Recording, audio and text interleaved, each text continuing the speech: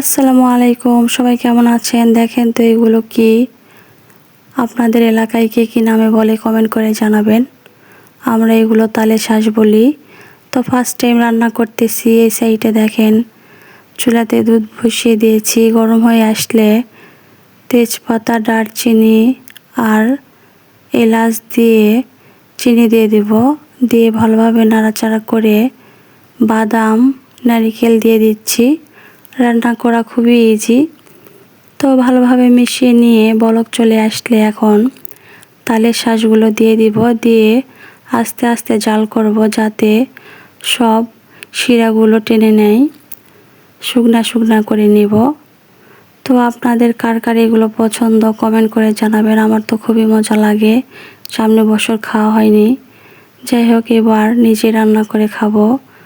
সবার দাওয়াত রইল। ভিডিওটি কেমন হলো কমেন্ট করে জানাবেন। সবাই ভালো থাকবেন। আল্লাহ হাফেজ।